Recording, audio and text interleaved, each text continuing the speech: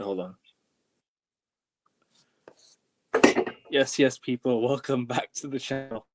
Welcome to AN Sports. After the night, the Arsenal crashed out of the FA Cup in the third round into the hands of Manchester United. The shit team Man United, the one that's in 13th place. But we're here to discuss. We're here to preview the Premier League as well. So not just review the FA Cup, we're gonna preview the Premier League the next game week as well. So Josh, how are you feeling, my friend, after what you just seen last night? Honestly, I felt depressed. I felt let down.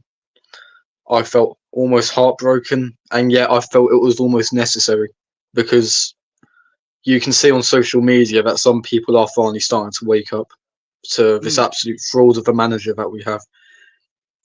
I honestly, you know what I call Mikel Arteta now, Mikel Manson. I don't know if you've ever heard of Charles Manson, but No, bro.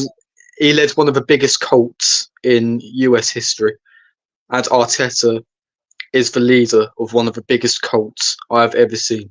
I honestly feel like Winston Smith in 1984. Everywhere I look, every time I'm on social media, I just see pro Arteta, pro Arsenal, pro anything. And it honestly does my head. And I honestly feel like I'm in an echo chamber. I'm in an echo chamber. I'm trying to tell people I'm trying to tell people the obvious. I'm trying to tell people what's happening, and nobody listens. People just blindly back this guy. Honestly, watching the game, I had to pop about 2 paracetamol tablets because I was genuinely getting a headache during that Yeah, second half.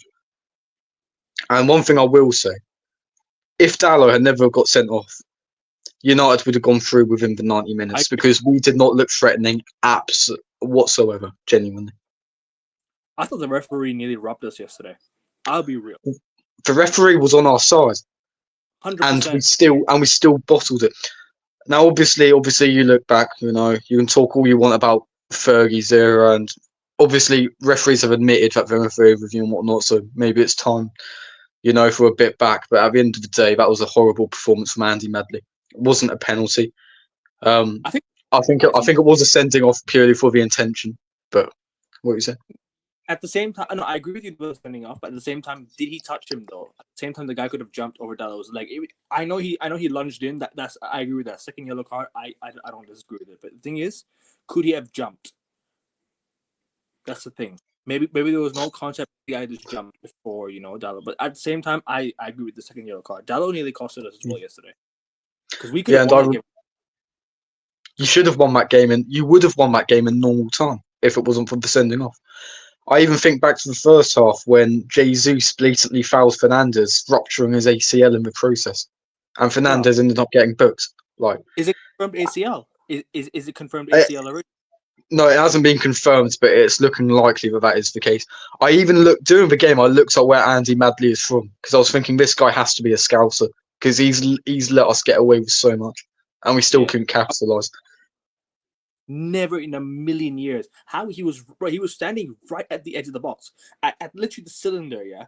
And he was literally like looking. How did you see that was a penalty? Like the guy just completely fell. Maguire did made no contact. And I'm on Maguire's side completely because how could you give that a penalty? He didn't even touch him. Havertz just completely slipped, and that foul on Bruno Fernandes, right? Jesus completely tripped him as well. And that was never a yellow card on Bruno Fernandes. Never in a million years a yellow card on Bruno Fernandes. Bro, Bruno Fernandes' shoe fell off. That literally told him everything. That the shoe fell off. Like, there's no way that's not a free kick. And Bruno, you know what it is? I feel like the game is gone, man. You can't show your emotions anymore. He just threw his shoe on the ground, upset, and like you can't show your emotions anymore. The game's gone. The game is gone. Even in basketball, like I'm seeing a lot of players like clapping like this, and the referee giving a technical foul. You know what a technical foul is? Like a one shot free throw that gives you 1 extra point if you make it. Yeah. Because you like because like of something that you disagree with the referee, or a referee wants to give you a technical foul or something like that. Because if you get 2, you get ejected from the game. You get ejected from the game. So this was something like this. Yellow card, can't show your emotions anymore. It's crazy. Like it's just like I feel like the game is gone. But continue what you're saying, bro. Sorry, I just wanted to get that. Well, I was thinking back to when we were doing our combined 11 before the game, and you genuinely thought that Ødegaard should be in instead of Fernandes. That game proves to you why Fernandes is by far the better player. Honestly, he is Ødegaard. He has been absolutely awful all season. I genuinely cannot believe it. He cost us the game. Genuinely, I would have given it to Havertz, even though in hindsight that wouldn't have been too good either. Bro, he played.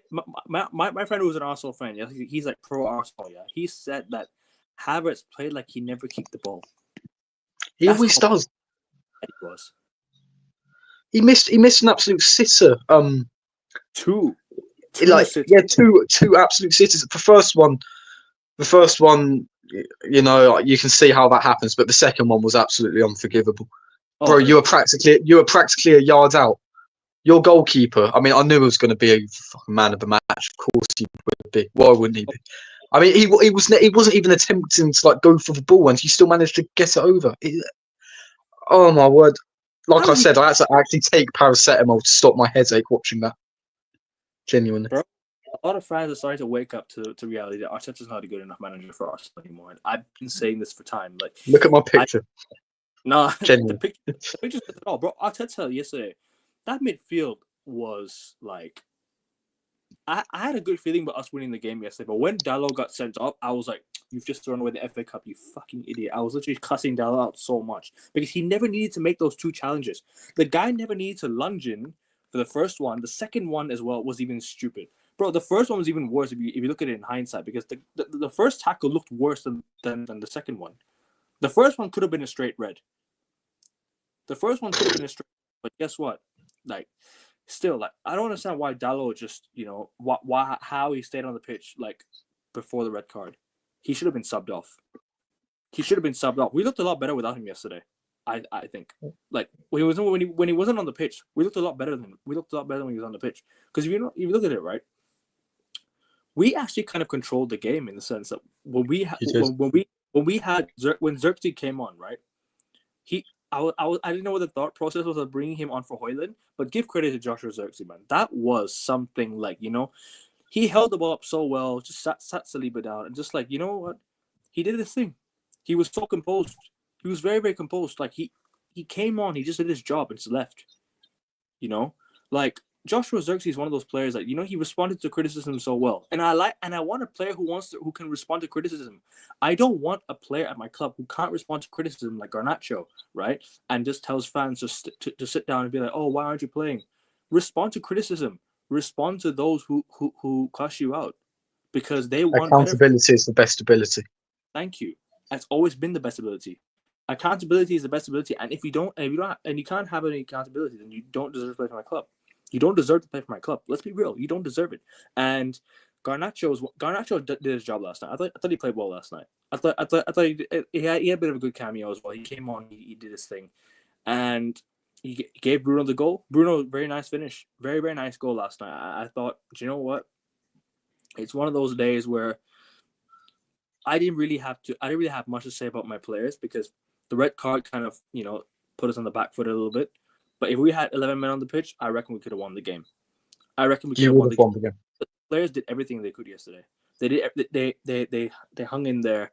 They didn't go down without a fight. That's the line I have to give to my players. They didn't go down without a fight, and that's why we're in the FA Cup fourth round. But yeah, go continue, bro. Sorry. I mean, I could spend this entire stream just bemoaning Arsenal like I have done. Like, treat this as my own little therapy session. But at the end of the day, I've just got to give credit to you guys, because you completely deserved that. It should have been wrapped up after 90 minutes. Dalot extended the game for no good reason, essentially.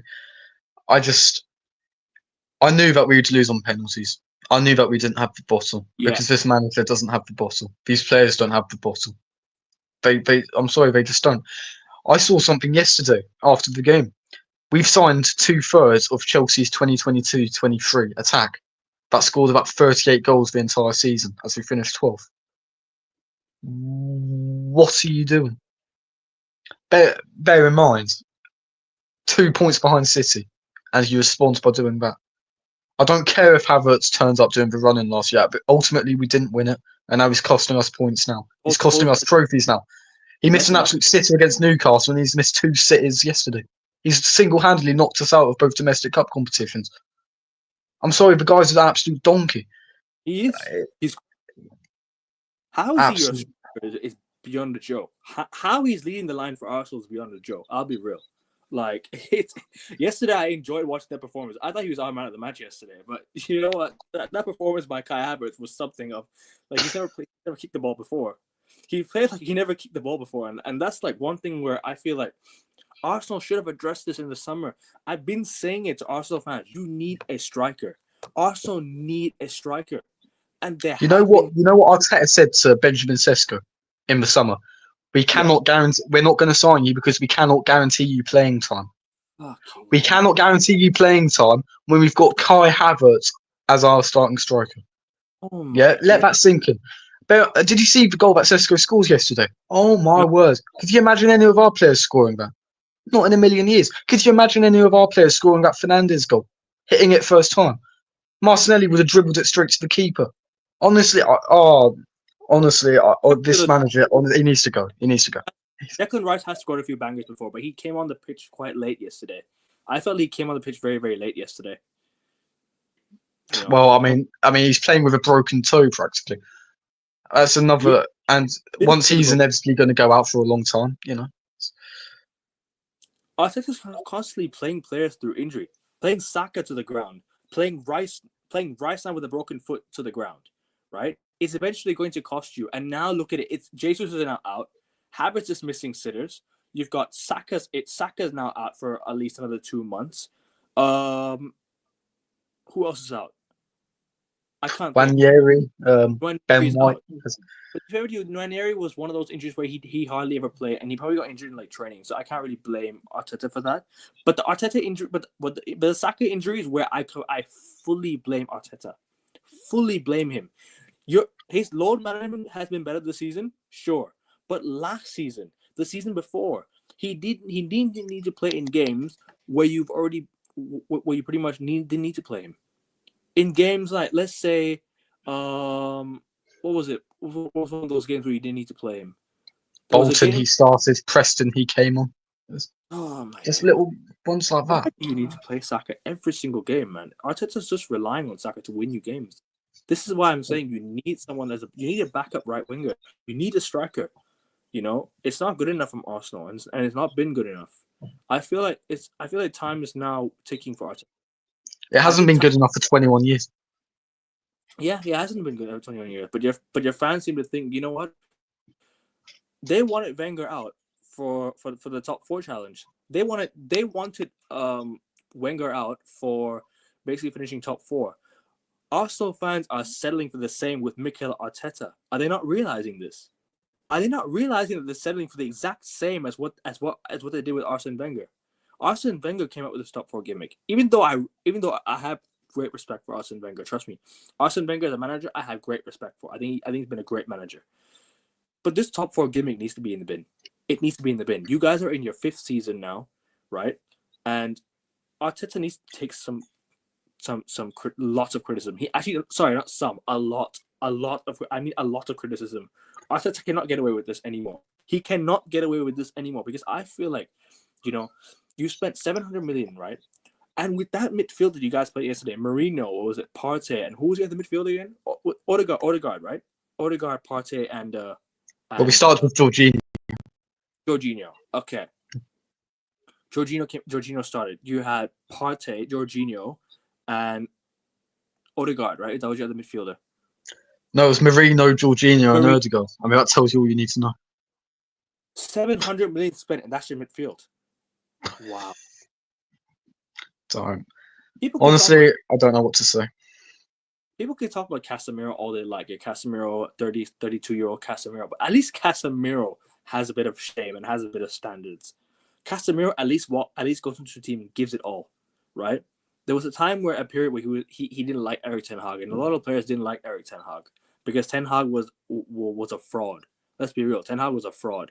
But what I just witnessed yesterday, from Arsenal was a disgrace. I thought in your 5th season by now you should be going for the FA Cup. You haven't made it past the 3rd round for 3 years in a row. 3 years running. You lost to Forest. you lost to Liverpool, and you lost to us. That's your third round for 3 years running. Correct me if I'm wrong. You lost to Forest in the third round, right? 3 years ago. Yeah, and then lost to Man City in the fourth round, and then the third round twice. Or was it fifth round? Sorry, was it fifth round Man City? No, fourth round. Right. Yeah, like, come on, man. And Arsenal fans after the game feel like, oh, we can beat Man City. We can beat Man City. When Man City played a second string team and you guys played your second string team, of course it'll be even. When you guys played your full team, Man City completely bopped you off the park. They completely bopped you off the park because you know what it is. That was where Arteta showed a lack of experience, and Pep Guardiola showed his resilience and his brilliance. And I felt that Pep Guardiola at the time sent Arteta packing. And last season, people could say you didn't bottle it. You did. You had the Aston Villa game to win, and that was your title. That was your title to win. That was a title wrapped up in the bag. As that Aston Villa game, or maybe was it? Could it have been a draw? No, it couldn't have been a draw. No, it was that to have been a win. Yeah. Okay, Fulham game, the Fulham game at home, the Fulham game away. There's been times where Arteta just constantly throws away games because of his in-game management. His in-game management is not good enough. It is not, and it's not been good enough for a long time. People are starting to see it now because you're going on a run of games. People are getting excited. People are getting, it's this gimmick of finally you're getting back to challenging for the league. But that's all they're happy about, challenging. They don't want to win. And you know what's even funnier? You have a mural of your set piece coach at the Emirates Stadium. Have some fucking shame. Promoting an assistant coach on the mural of Arsenal Football Club Stadium. When you could have put in Sol Campbell, Vieira, Henry, remind fans. I heard Turkish talk about that. Remind the fans of who played for your club. Why are you reminding people about a set piece coach who's done fuck all for you ever since, apart from improve your set pieces, which have led you to nothing? Without that set piece coach, we'd be where you are. So he's more of a coach than Arteta is at this rate. Honestly, the majority of our chances come from set pieces, as you see. Give it to Albert. He's got more managerial experience than Arteta does. Make that make sense. Genuinely, he's managed a club before. You might as well have given it to him. Genuinely. I feel like a broken record whenever I come on here. Which is why I was hoping that I could speak a bit more about Manchester United and how well they did, because it's just the same old nonsense. It's been the same for 21 years. And that's why I've put the tedious sense of inevitability on my handle. Because for 21 years straight, it's been the same old crap. The same old lowering of standards. I cannot believe that I can understand AFTV. They're a mouthpiece of the club now. I saw the likes of Cecil posing with Stan Kroenke and whatnot. I can understand that, but how, at your age, you've seen Arsenal win major trophies. Why the hell are you accepting this? You mean with Edu, right? Not Josh Kroenke. No, he's not. I swear there was a picture of Cecil with Stan Kroenke as well. And it might have been photoshopped, my luck, but Edu actually knows AFTV, by the way. They know AFTV because I remember there was a video going on about Edu and AFTV. I think they met in Germany, I think, for the preseason game. So yeah. Wait, go on. Sorry. Honestly, it's just the players know about AFTV. I remember Oxlade Chamberlain retweeting AFTV rants on Arsene Wenger. But I just feel like the last 5 years of Arsene Wenger were more successful than the first 5 years of Mikel Arteta. We were marching down Hornsey roads, protesting to get him out. We were hounding him out for finishing second. But I don't care. If Wenger finished second to Leicester. So I don't care if Arteta. I don't care if Wenger finished second to Leicester. You okay? I think you're cutting up a bit now. Yeah, you're cutting off a bit. Your Wi-Fi is lagging a bit. My apologies. I was just saying, no worries. I don't care if you finish second to Leicester or second to Man City. At the end of the day, second is second. You don't go into April with an 8-point lead and throw that away. That is just complete and utter. The guy hasn't got the bottle. I also say it's unacceptable for Fergie. Like even me, like I'm saying this now. I know it's been like 13 years since that happened, but that's unacceptable for even Sir Alex Ferguson. But we had an 8-point lead to win that league, and we bottled it. We lost to Wigan. That's where everything went away. That was our first ever loss to Wigan, but mind you, ever in history. That was our first ever loss to Wigan Athletic, mind you. That's a monumental cock up, guys. Because if we had gotten a draw, we would have won the league. Even that 4-4 Everton wouldn't have cost us the league because we would have won every single game ever since. But bro, we threw it away, and guess what? And ever since that happened, we lost the league. We lost the Man City away because they won a goal difference, and the year after we could have won another league. So we could have won 7 leagues in a row if it wasn't for referee decisions. Excuse me, if it wasn't for like these little cuck ups, you know. And these little because we threw it away to Chelsea in 2010. So yeah, I'm just saying that a lot of results just didn't go our way. And we threw it away. But same for you. I mean, 8-point lead going into the final month of the season and throwing it away is not good enough. Not good enough. We were 8 points clear in 2003 as well before bossing it to you. We were. If we hadn't lost to Leeds in the second last game of the season, we would have won it in '99. There's many instances. 07-08, if Eduardo hadn't got his leg broken and Gail Clichy gave away that stupid last-minute penalty away to Birmingham, then we would have been 8 points clear before your next game, and that would have mounted the pressure on. That probably would have kicked us on or whatever. There's many cases for both clubs chucking league titles away. But I mean, even last season, we put ourselves in a nearly impossible predicament. We did. That's why I said put it in context. We did extremely well to have the bottling tag on us last season, if anything, because we were pretty much down and out coming into the new year. But 2023 is just unforgivable. You can't chuck that away. Like, you just can't. Like, and I just feel like this guy, he cannot get us over the line. Season after season, it's the same old crap. Our season's capitulating again. And again, like it did last season, like it did the season before that, go back 21 years and it's been the same. Like, what was it Dan Potts said? Like, 21 years without a league title, 31 years without a European trophy, 32 years without a League Cup, and 5 years without an FA Cup. And we're supposed to be some sort of big club. I'm sorry, Chelsea are by far the biggest club in London. I will admit that. Through very, very, very gritted teeth, because I can't stand them. I absolutely cannot stand them. But they are a bigger club than Arsenal in terms of standards, in terms of European pedigree. All right, domestically, they're perhaps in the last 20 not as good as they should be. But in the last 20 years, Chelsea have won the most trophies in England. The last 21 years. Exactly. They've been the most successful team in England. They're the biggest club in London. And I hate to admit that. I cannot stand them. I cannot stand it because Abramovich came in and they blew everyone out of the water financially, but it's true. In the present day, it's true. After yesterday, I agree. Genuinely. Yesterday, I was, you know what? The amount of the lack of standards Arsenal fans have now is crazy. The majority of Arsenal fans, bro. Because you know what it is with Arsenal fans?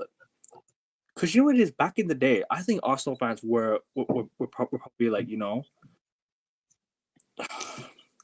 they were probably the biggest, like, you know, they had the biggest standards of all football clubs. I think Arsenal fans were probably like at the very top with United, because the thing with United, we were already winning, so we didn't need to, you know, up the standards or anything, because we had that already. We had that. We were level headed.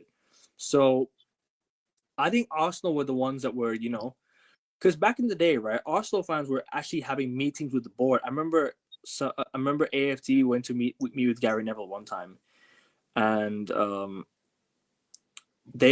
of them said that, I want to mention his name because, you know, for personal reasons, I don't want to mention his name, but I'm sure you know who I'm talking about. Yeah, he said that they used to have board meetings with Arsenal to sack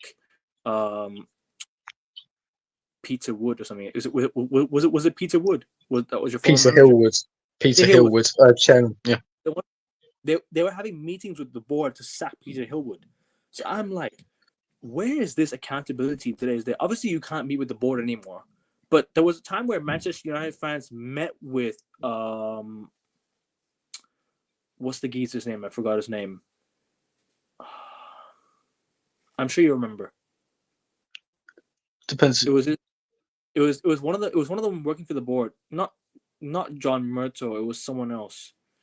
It was another one. Ed Woodward, was it? No, it wasn't Edward Wood. It was another. It was another guy.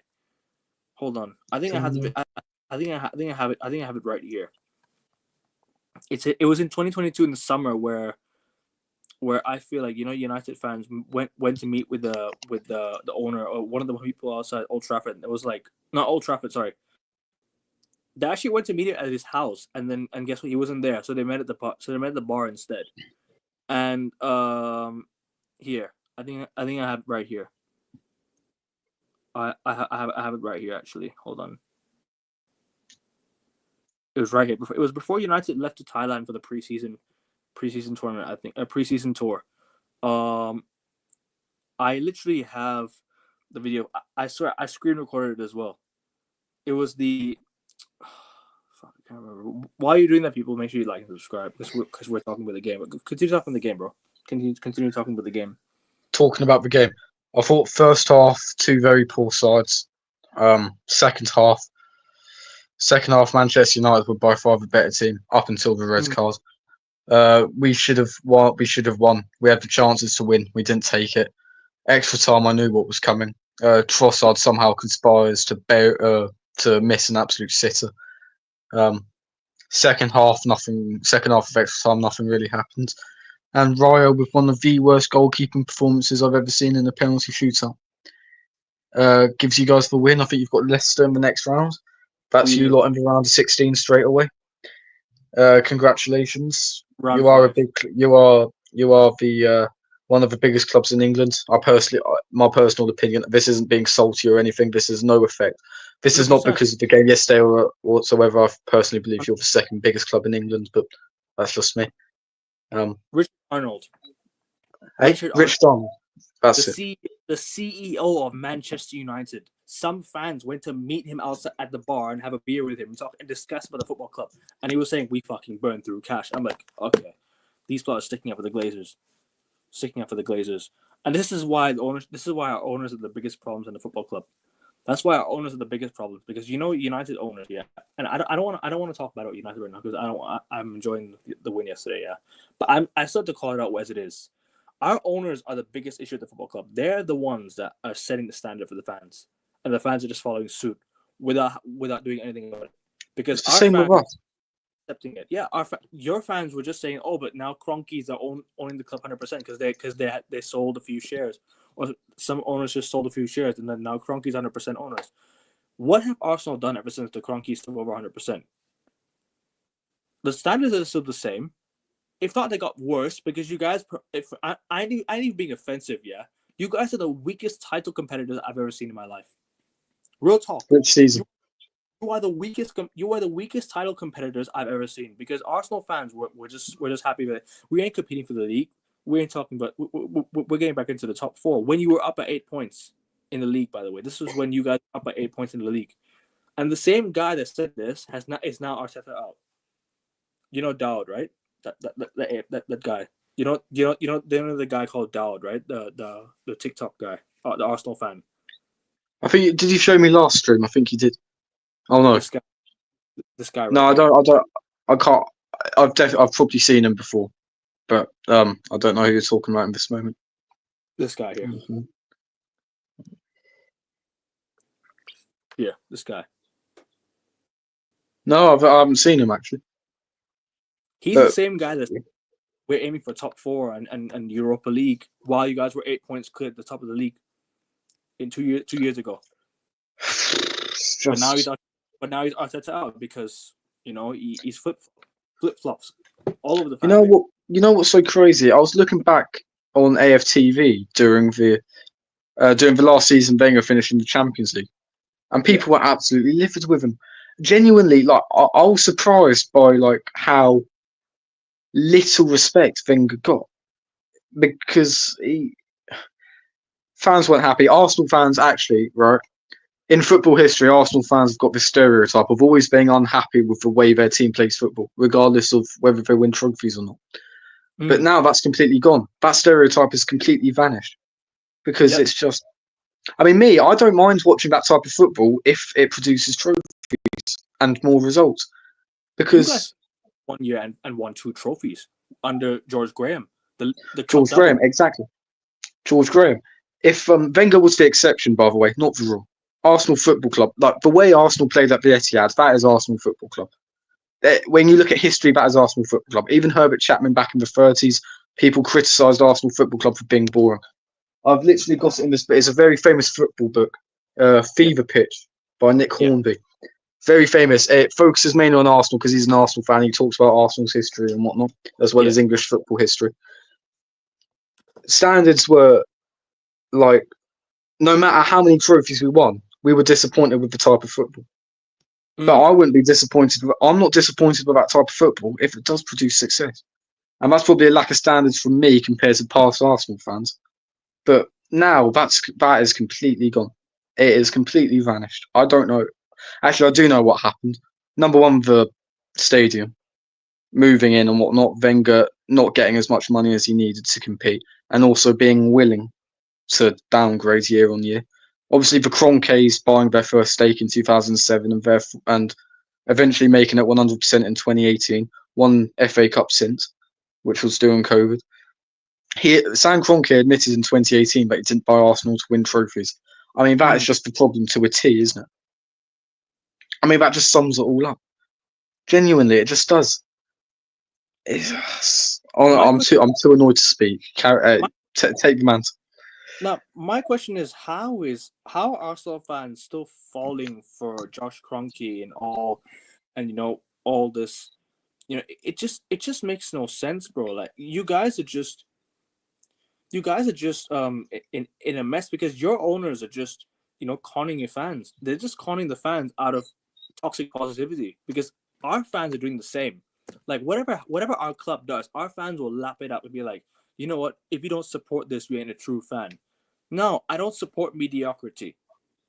I want my football club to win, and that's what I've always wanted, right? Ever since, you know what? I wanted David Moyes out. Crazily enough, in Game 3, in his first season at United. That's Third the game loss of the at season, I Anfield, wanted wasn't him it? gone. Loss at Anfield, wasn't it? Sorry? Was that the loss at Anfield? Sorry, I think you're cutting off. Sturridge. Sorry. Yeah, you're 1-0, and that's why I said David Moyes out. Because I knew that Liverpool were gonna finish above us. Ever since then, I was like, you know what? Yeah, Moyes needs to go. Moyes needs to go. I wasn't used to being mid-table or mid-off. We bottled top 4, mind you. We bottled top 4. We finished 4 points off top 4 that year. 4 points.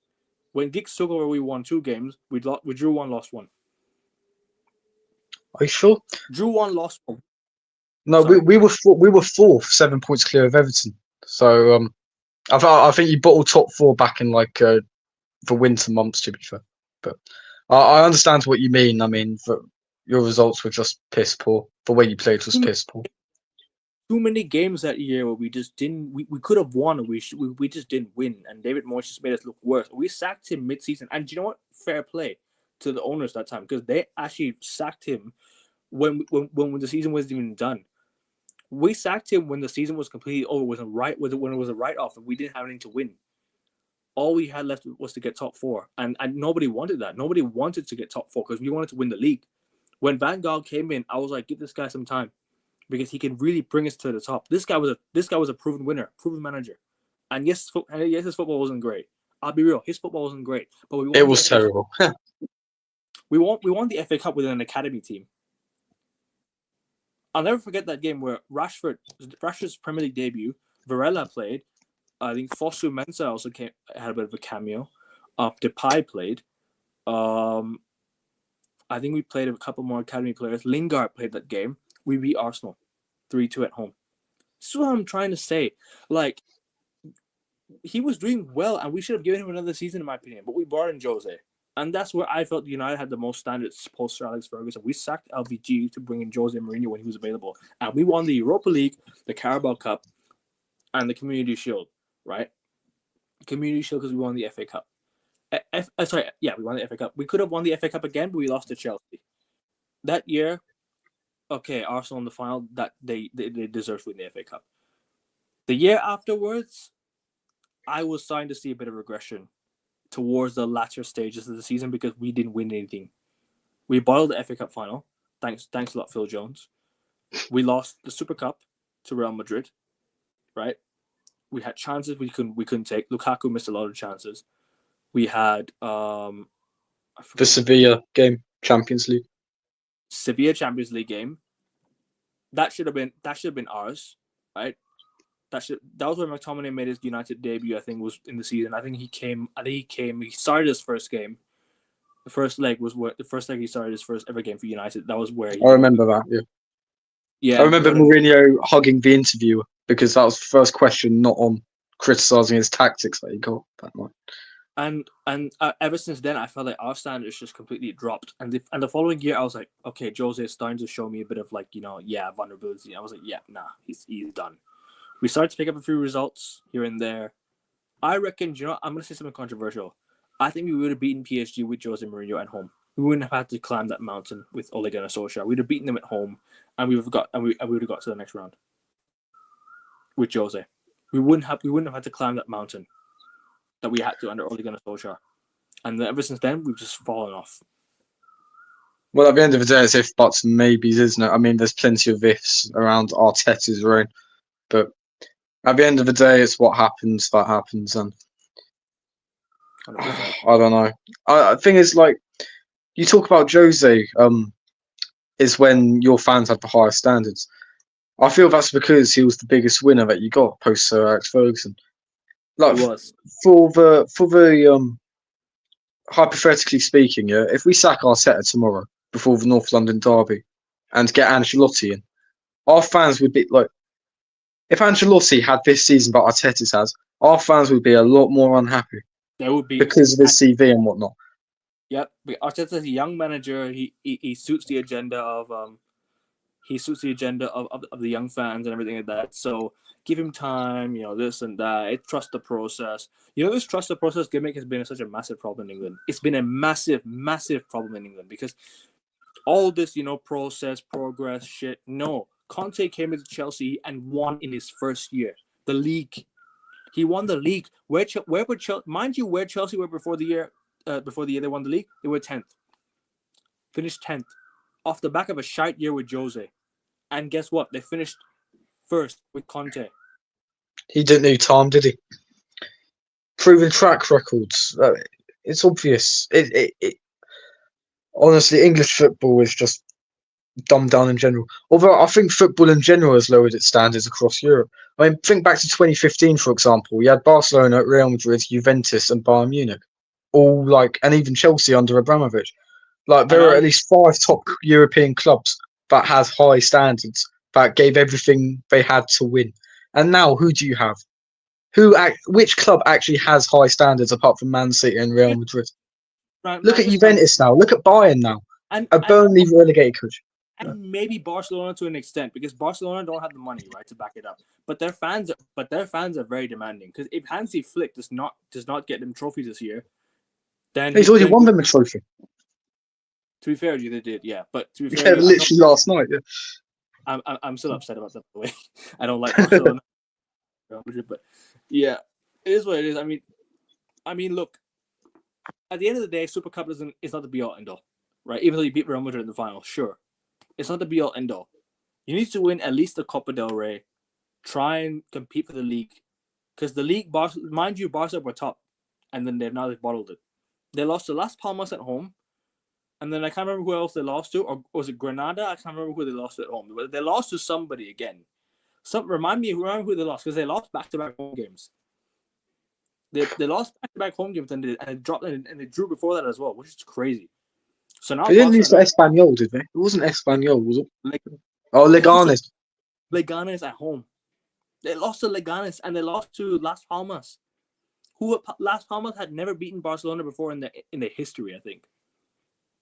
Crazy. Yeah, you talk. I understand Barcelona, but I still think they're going to win the league personally. But It's only Barcelona bottling out. I was saying this summer, if you gave me the chance to sack Arteta and hire Hansi Flick, I would have snapped your arm off, and I would have snapped the other out of sheer excitement. Because I mean, look at what the guy won at Bayern. At the end of the day, track records speak for themselves. I mean, it's no coincidence. It's no coincidence that Arteta's won one COVID trophy in 5 years, and that was after 6 months. There's no coincidence about that. That's honestly, I don't see where some fans go. Every single season, it's the same old, and yet they still persist with it. Look, when Sporting knocked us out of the Europa League, you had Ruben Amorim, coach team, had a man sent off, won 5-3 on penalties. Guess what happened 2 years later? Literally the same thing. It's literally football is cyclical. It is literally the same thing over and over again. Literally nothing has changed for us. You know how ridiculous. And the guy that got sent off was Ugarte. 5-3 again. The guy that got sent off was Ugarte as well. I mean, it almost beggars belief. It is so obvious what's going to happen. I mean, we're not catching Liverpool, and Arsenal in the Champions League. Do me a favour. Do me a favour, honestly. There's more chance of me growing a third leg from Arsenal winning the Champions League. Honestly. Let it out, bro. It's all good, man. Don't okay, so I don't want to say anything bad, but I'm sorry. It's getting me frustrated again. I thought I moved on, but evidently not. No. Don't worry about it. This is the thing, yeah, because it's like my birthday's tomorrow, right? We've already been knocked out of the FA Cup. My birthday's tomorrow. It's my 20th tomorrow. We've already been knocked out of the FA Cup, and we're practically out of the League Cup. If we drop points to Spurs, oh my god, January, your birthday, yeah. 14th, yeah, January 14th. If we, it's already the 14th of January, so happy birthday, bro. Oh, thank you very much. In the UK, I've got a few more hours to go, but if we drop points to Spurs, oh my god, I don't know. I don't know if I could show my face ever again in my life. It's just so humiliating. Bro, Tottenham couldn't score against Tamworth yesterday. Tamworth, bro, did you see the last play of the game? Tamworth could have won the game, bro. They should have won the game. They missed the last shot, and you know what it is? You know what really pissed me off about that Tottenham game? The fact that they went to extra time and it took away 12 minutes of that United-Arsenal game. It took away 12 minutes of the United-Arsenal game because it was on the same channel. I'm like, what are you doing? How is Tottenham Tamworth on beIN Sports 1? And I'm like, how retarded can you be? Putting them on fucking beIN Sports 1 and putting, bro, and it covers up the United-Arsenal game. Put them on beIN Sports 2. No one's going to watch Tottenham Tamworth. To be honest, Akavin, you wouldn't have missed much apart from an offside goal because Martinelli can't hold his run because he's brain dead. And he's been so micromanagedly coached that he's completely lost any sense of individuality. That's all you would have missed. He was offside. No, I saw it happen. I thought we were robbed at the time. I can't lie, but looking up on the rules, I mean, Maguire didn't play that intentionally, so obviously it's offside. But it's a different, so it's not really offside. No. You're already playing to the guy who's in that position anyway, so he's offside, even if it deflects. So yeah, because we've seen many of these goals get disallowed and allowed. So I don't know. I can't really debate much, but at the same time, like, yeah, you can't really say much about that, to be honest. But at the same time, look, offside's offside. You can't complain. And Arsenal just missing chances like that, disgraceful. It's just the same old, isn't it? It's like I told you, that Sporting game is just a microcosm of how every single season goes. Every single season, it's the same old. Genuinely. Honestly, we're out of 2 domestic cup competitions already. Liverpool have a game in hand, and there's no effing way we're replicating our second season form from last year, especially with Saka out and Marino doing whatever he's doing in midfield. And obviously in the Champions League, that's a dud anyway because we're never going to win it. No matter how high my standards are, no matter how high Arsenal fan standards are, we're never going to win it because we don't have the minerals for it. And because, we're crap. So, yeah. So, but it's a 5th season without silverware. Genuinely. He's knocked us out of 2 presentable trophy opportunities in a week. And you see yourself turning around against Newcastle. No, of course not. Did you even need to ask that? Genuinely. Do you see this team scoring a- three? That was a rage bait question. I had to ask you that. That was a rage bait question. Genuinely, yeah. Do you see this team winning by 3 clear goals at St James's Park? No. Yeah, exactly. The thing is, you can win by 2 goals and win on pens, but I don't see you winning on pens either, so it's fine. It's not going to go through. You're not going to beat Newcastle. It's going to be Liverpool-Newcastle final. It will be. Or I hope Tottenham go to the final because I fucking hate Liverpool, so prevent winning a silverware. Well, I'm sorry, Akivin, but Liverpool are winning the league this year because they've got Arsenal as their main competitors. What? And do you know what it does? As much as I don't want Liverpool to win the league, as much as I despise Liverpool winning the league, I hope it wakes up my fan base. I hope this Liverpool season wakes up my fan base and actually tells them that Liverpool are coming for the Premier League, coming for that 21. They equal your record, don't they? Before us. We broke their record, and now they're going to equal our record. And they've got 3 more European Cups as well. That's a bit dire. We equaled 18, and then we won 19, right, in 2011, and then 2013 was 20. And in 2020, Liverpool won their 19th, right? So they had to win this one, and they're level. So at the same time, I hope it wakes up my fan base to start demanding more because I'm sick of seeing our rivals dominate. I'm sick of seeing Liverpool and Man City at the very top of the league. And we're doing nothing about it. When they're top of the league, we're doing nothing about it. We're just saying, give the manager time, let's relax, let's do he has to get his own players. So what? So when is he gonna get his own players? Because he's had a lot of money spent. I was talking about Ten Hag, by the way. Ten Hag was another one of these managers that I couldn't stand. I thought ever since then he's just been a prick. Like and ever since that our fan base was it was the worst I've ever seen our fan base, by the way. They still won more than the guy in my profile picture, so there you have it. At least under Solskjaer, right? United fans were split. It was split. Like at least it was 50-50, Ole out, Ole in. And some of the fan channels were Ole out. And I understood completely why Ole should have been sacked. He should have been sacked since the Europa League final. Or even Burnley 2-0 at home. To be honest, he should have been sacked following the defeat to Cardiff on the last day. That was dire. Absolutely dire. The thing is, he had just signed a contract with United. He just signed the deal before he. You wasted 3 years with him. We did. I agree with you completely. We wasted 3 years. Like we've wasted 5 years with this absolute. If we had won the Europa, I'd have backed him, but nah. We bottled the league in January ourselves. We went top and we bottled it. And mind you, people could say, United won the year anyways. I'll tell you something. We had the easiest run to the end of the season. Go back and look at our fixtures. We had the easiest run from January up until May. We went on many unbeaten runs. So why couldn't we go on a winning run? But our fans would be like, oh, but see, Ole is getting consistent results. Lockdown football, all this and that. What did it get us? We bottled the Europa League finals with Villarreal. Mind you, that's their first ever major trophy in history. Their first with the guy Arsenal got rid of for Arteta. And knocking us out in the semis. Beating to the final as well. It could have been a United Arsenal final if Arteta didn't take Aubameyang off of fucking Willian. I remember that, bro. Troops was raging, bro. He took Aubameyang off for Willian in that semi-final, and how, bro, Aubameyang was your lethal goal scorer, and he brought Willian on. This is one of the reasons why Arteta, for me, is one of the most overrated managers in today's day. He's the most overrated manager. People can say, oh, but he's got Arsenal second. He's done wonders with Arsenal. What is wonders with Arsenal? Doing wonders with Arsenal is converting that 8-point lead to a title. Converting that your last season to a title. Okay, maybe if you had converted that 8-point lead to the title, maybe last season wouldn't have been so hurtful.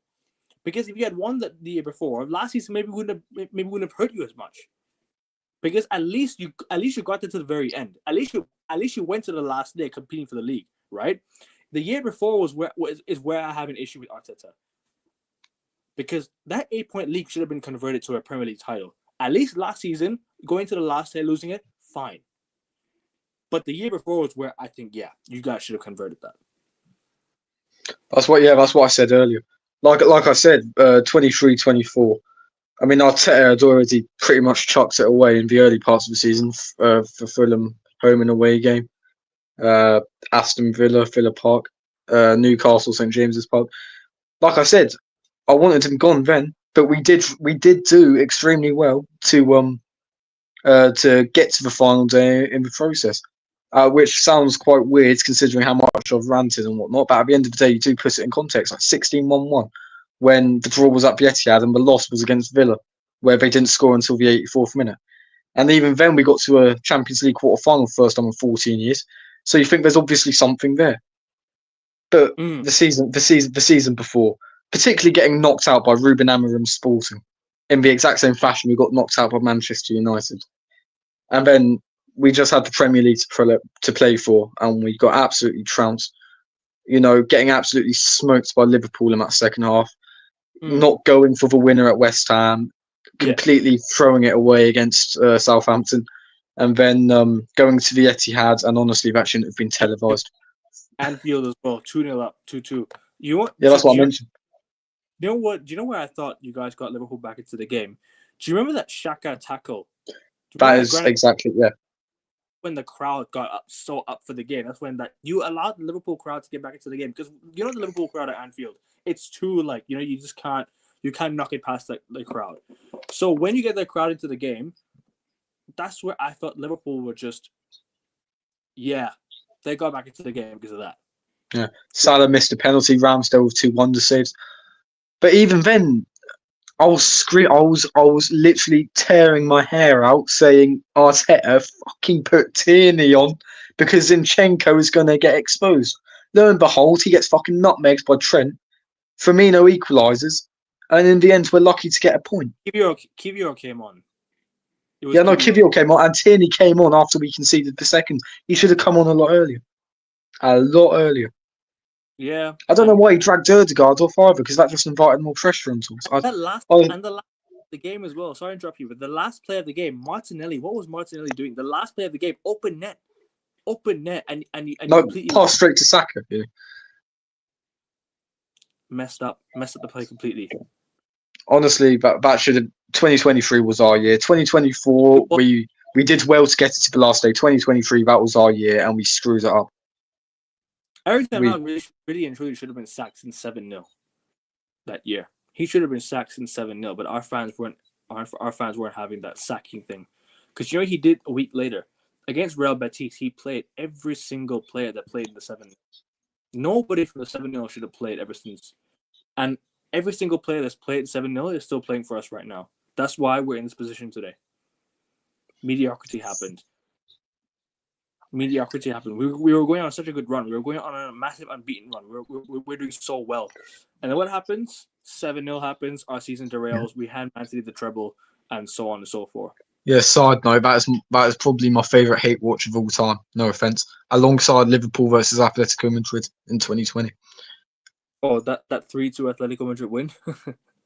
That was good. Well, that was proper football. I had class the next day because I had uni the next day. I was like, you know what? I watched the United game, but I wouldn't watch the Liverpool game. And guess what? Liverpool just dumped out of the Champions League, which was hilarious to see. And then that year, we all thought COVID was actually going to postpone the season. Liverpool were not going to win the league again. It'd be like, they're not going to win the league. It was going to be so hilarious. If they had canceled the season and they end up null and void, Liverpool would not have won the league, which would have been crazy. That would have been so harsh. which would have made the funniest thing I've ever seen in my entire life watching football, or just in life in general. Because you know how much I hate these scouts. Like this, you know how that would have been the funniest thing ever, man. Really. Honestly, yeah. Even though Liverpool did win a Premier League title and a Champions League, I mean, I would have lost interest in football then and there. I mean, losing the league title after accumulating 97 and 92 points. Yeah. I mean, that's so harsh. I mean, even the most ardent Liverpool hater must admit, that is just Jurgen Klopp's Liverpool. They should have won a lot more than what they did. A hell of a lot more. They should have had at least 2 more Premier League titles. Should have had at least another Champions League. I mean, particularly that Karius fiasco. Should have taken the domestic cups more seriously. Sound familiar? in Jurgen Klopp's first few seasons. You know, I don't wish Jurgen concussion. Klopp, wonderful manager, but I don't wish concussion on anyone, but Karius, thank you so much. I was disappointed because I actually respect Liverpool as a club. I really like them as a club. I have to stress as a club. Obviously, obviously every club have their own set of knobhead fans, but I was wanting them to win the league ahead of Man City because obviously Man City with the takeover and whatnot, and how boring I think they are to watch. Well, you see Arsenal now. But yeah, I was rooting for Liverpool to win the Premier Leagues and whatnot. And then we end up taking their place and we end up taking the runners-up spot ahead of them. And now they're going to win the league and we're Man going to City, finish second or third or fourth or fifth. You know, it just does my head in. bro. By the way, yeah, Man City are doing business in January. They're doing proper business in January. They got this Ambition, standards. Uzbekistani guy, and they got Omar Mamouche as well. They're getting Omar Mamouche from Eintracht Frankfurt, the hot prospect from the Bundesliga right now. Frankfurt, yeah. See, one bad season and Man City are doing business in January. Meanwhile, other clubs are complaining about PSR and saying that it's disturbing us from signing players. Our owners are not putting money. Our owners are not taking money out of their pockets and putting it into the football club. Arsenal are monitoring. Arsenal are keen on this player. Arsenal are planning. Arsenal Bro, are searching. bro, I hate these buzzwords. replace Arsenal with Manchester United, and it's exactly the same thing. Replace Arsenal with United, and we're doing the exact same thing. We're monitoring. We added to the list. We did this. We did that. Arsenal have got their summer signings in place, apparently. Oh, bro. Oh, Nico Williams, he's definitely coming to the Emirates this summer. The winger with about 5 goal contributions this season. Honestly, yeah, both of our clubs are a damning indictment on modern English football, in my opinion. And that's why I said, particularly in that first half, that was 2 very, very poor sides out there. Genuinely, that's what I felt. And that's not trying to take away anything from Manchester United. No. Don't worry. That's not taking anything away from you. I genuinely thought 2 poor sides. You turned it up in the second half, and obviously the red cards got us back into it. Don't worry. Just 2 poor sides out there. I know where my club is. I've been calling this crap out for a very long time. Since I started doing YouTube, the first thing I did was call crap out. I don't just say things because it's positive, the toxic positive way. I don't go down that route. I say things as it is. I don't pay, I don't join agencies. I say things truthfully, and I don't sell my soul for the money. I'm not like these. I'm not like some fan channel that wants to sell their soul for the money and hide likes to hide the truth. I will say the truth when I want to. It's my channel. I'll say what I like, and you can say whatever you like as well. Because we're not people who want to sell our soul for the money. We're not getting paid by sponsors to talk this and that. You know, we're just here to say things as it is. We can, even if I was getting sponsored, I say things as it is. I wouldn't lie. I wouldn't hide the truth about my football club. And I've been calling this crap out for a very, very long time. Since that Brighton loss, since that Liverpool loss, I've been calling shit out ever since then. And I'm not going to stop. When I see mediocrity, I will say it. When something good happens, I will praise. I'll give praise where it's due. I will criticize when I have to criticize. You know, I'm not gonna flip flop. I'm just gonna keep it consistent. I'll give credit where it's due. I'll give criticism when it's due. So it is what it is, man. Sorry, continue what you're saying, man. I just wanted to get off my chest as well. Well, what else can you say? I just feel like both of our clubs are pretty much buried. I know this sounds very dramatic and whatnot, but we genuinely are in terms of how our owners are treating us, in terms of how our fan base are enabling it. I know it feels quite silly. It feels like we're just one-man armies trying to uphold the standards and whatnot, but genuinely it's just so sickening to see how we have pissed away another season going trophyless. I mean, I remember celebrating the 2023 Community Shield because I knew that we wouldn't win anything. I had hope, but genuinely I celebrated that shamelessly. I was running around my house and whatnot because I knew, like, at the end of the day, football's an entertainment franchise as well, and you've got to find happiness somewhere. You know what I mean? I I say the Community Shield, obviously it's not a real trophy, but you've got to be happy sometimes because the 99.9999% of the time it's just this. It's just feeling like this. So, you know. I hear it, bro. I hear it, man. And trust me, we've been through a lot with our football clubs, and in the past, and in today's day, we are still in the mud. Both of our clubs are still in the mud, and people can talk about, oh, but Arsenal are back out. No, it's not. There's no. We're still both banter clubs. Until we both compete for, until we both compete consistently, until we both can win consistently, win some trophies consistently. I mean, then that's where I would be like, we're out of the mud. We're not banter clubs anymore. When I'm talking about banter clubs, I mean we need to start winning trophies. We need to start actually competing at a high level. Arsenal and Manchester United bring that rivalry back, because back in the day it was an old school rivalry. It was an old school rivalry. Man United Chelsea was an old school rivalry, but ever since then Chelsea's standards have also fallen. Some of most of their fans are still like, they still have standards, right? But at the end of the day, the clubs and the club where it is right now it's not the same. Chelsea, okay, they're on their way back up. Can they win in Europe this year? They should do. Can they win the FA Cup? Maybe. But at the end of the day, it's about being consistent, and we've not been consistent. But yeah, go on, continue what you're saying. I feel like the winners for each domestic competition is set in stone. I feel Liverpool are going to win the league, Manchester City are going to win the FA Cup, and Liverpool are going to win the Carabao Cup. That's personally what I believe will happen. I just feel like when you've got Arsenal and Nottingham Forest chasing you, I mean, no disrespect to Nottingham Forest, they've got more wins than us, but I highly doubt it's sustainable, much like us. And Man City, they've cocked it up already. So I think Liverpool, they're going to equal your 20 league titles. Man City, Pep Guardiola is not going to finish. Sorry, Man City aren't going to finish trophyless. They never do. They never will again under Pep. Did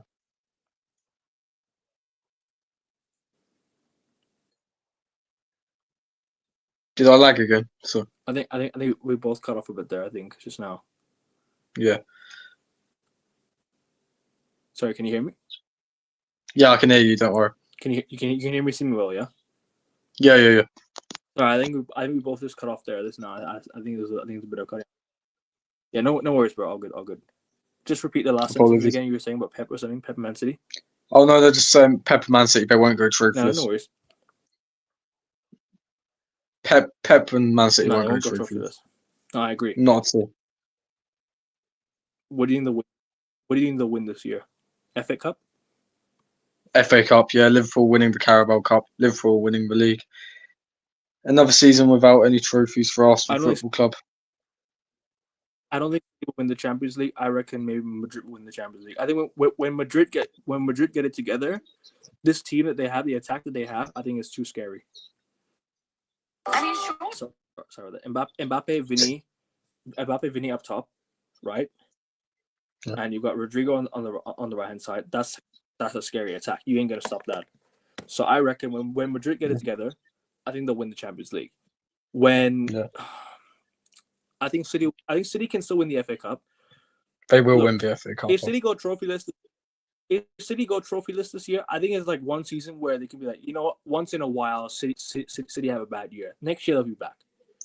Yeah. Next year they're gonna be back. 100 million % they're gonna be back this year. People are saying City are falling off. I disagree. I hope they fall off. I don't want to see Man City compete again. But at the same time, like, they're not gonna fall off. Their owners are not gonna let them fall off. Their owners won't let them fall off. Their owners are one of the best in the world.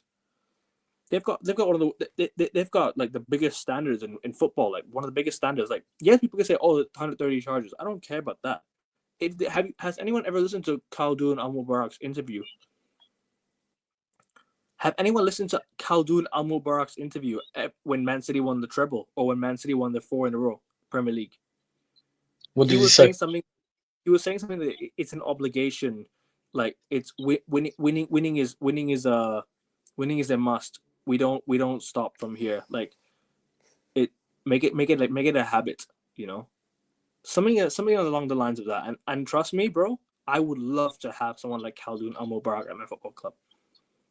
Someone of that caliber, bring someone like that to my football club.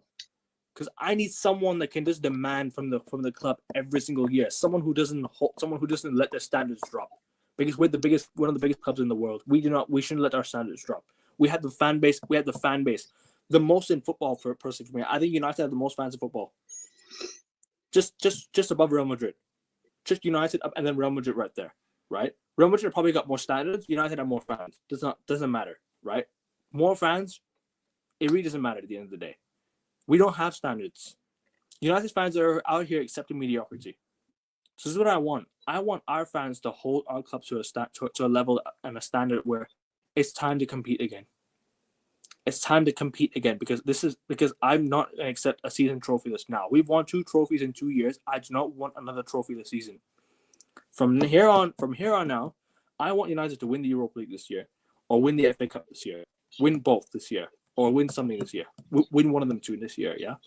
Next year, win again, and the year after, win again. Keep getting the cups. Keep getting the cups. If you can't win the league, get a cup. This sounding like Liverpool from 1990 to 2019. Akavin, come on now. We can't win the league with this team. We can't win the league with this team, in my opinion. We need to go on a rebuild, and I feel like we need to start winning trophies. Just win trophies. That's what I want. I want to win the league as well. I want United to win the league, but we ain't winning the league with this team. We need to sign a lot of players, and we need to fix up. And if the manager brings his own players and can't do what's required, then go. I don't keep sacking until it works. Keep sacking until it works. I do not want another season where we go trophyless. I do not want a trophyless season. I don't. I'm sure Arsenal fans don't want the same. And a lot of them are turning out because Arteta is not winning a trophy in his 5th season. You're not going to win the Champions League. You're not going to win the Premier League. You're not going to win the Carabao Cup, FA Cup. You're already out. So what do you have to win? You don't have anything to win. Nothing to win. Exactly. So no, we might win the 2025 calendar year trophy. I don't know if you saw our fans celebrate that. They were celebrating the 2024 calendar year trophy. Most wins, most clean sheets, this and that. Like without a trophy to show for it. Fucking hell, bro. These Arsenal fans on Twitter are something else. They're something else.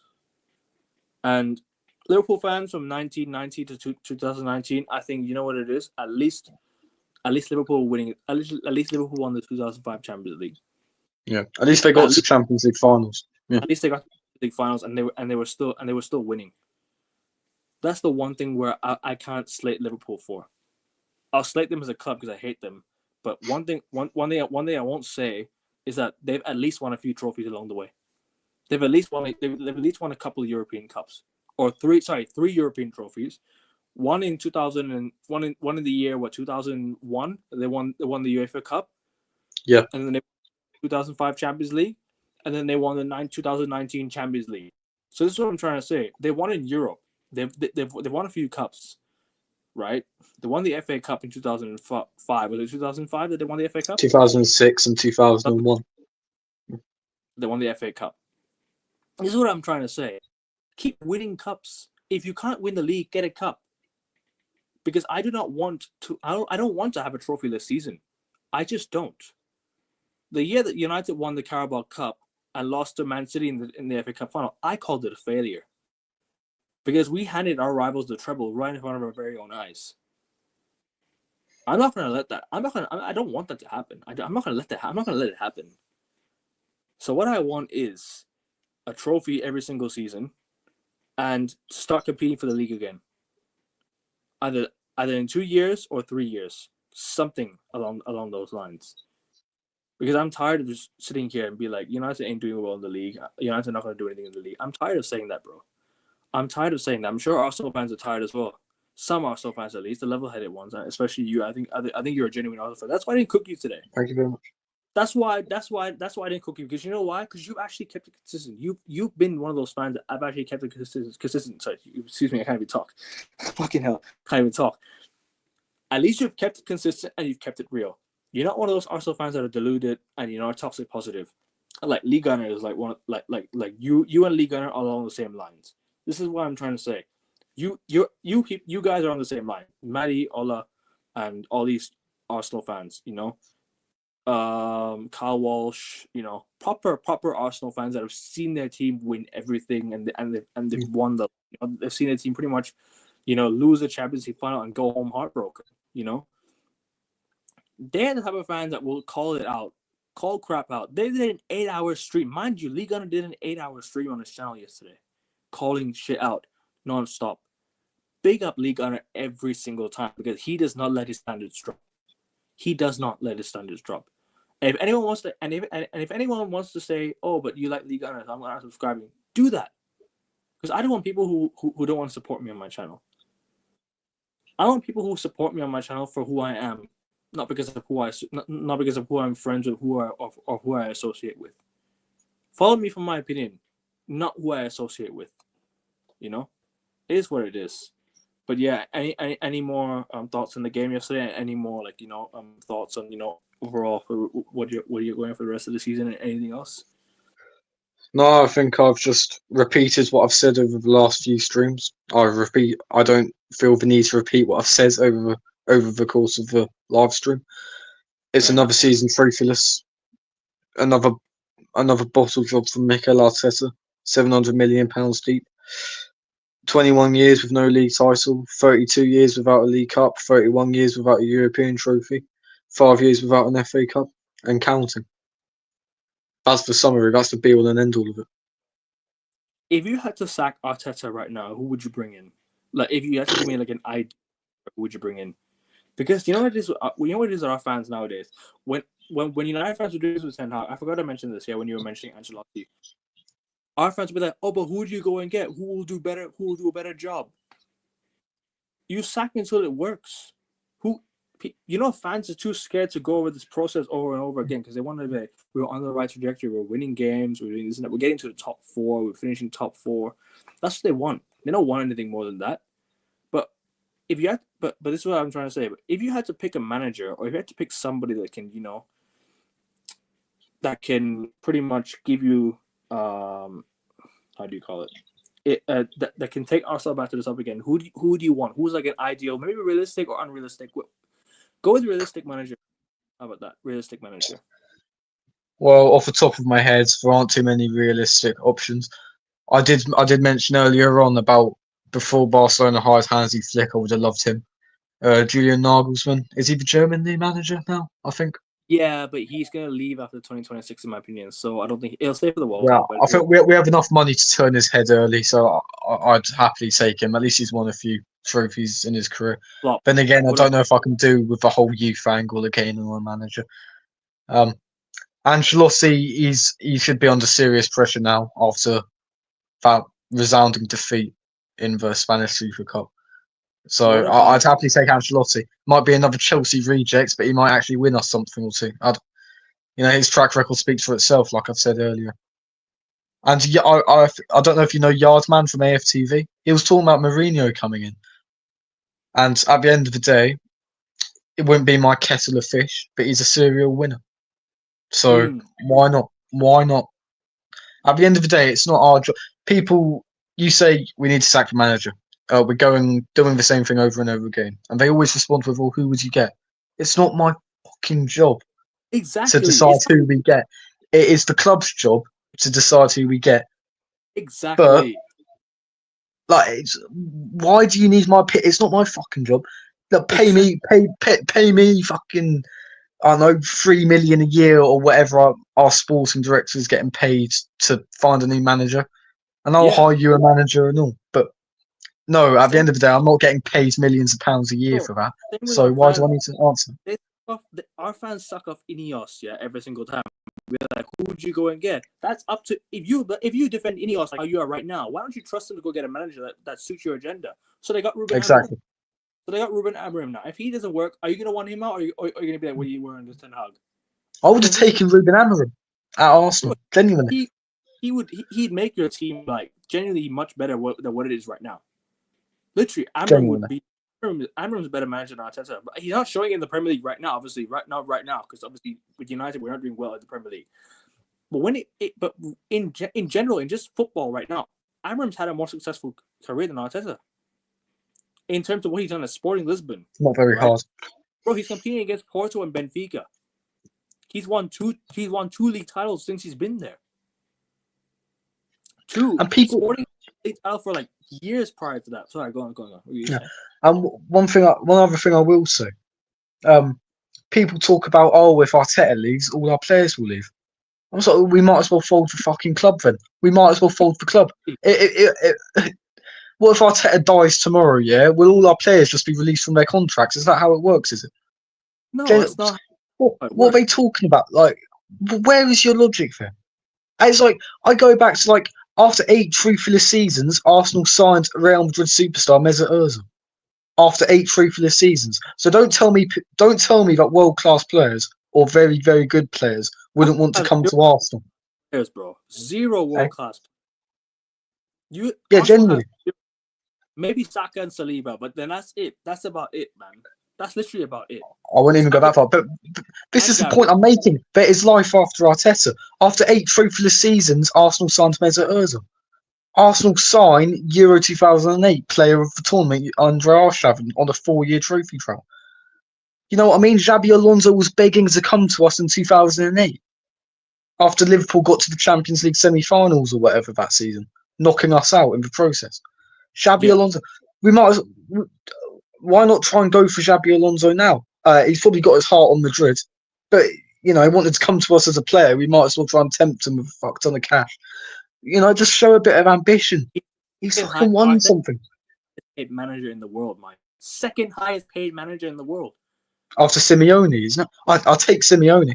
I mean, the style of football won't be much different or much worse. Bro, the football might not be great, but he'll win you the title. Like, exactly. title first over football, man. Good football, sure. You might want to watch good football, but if you win the league, do people care?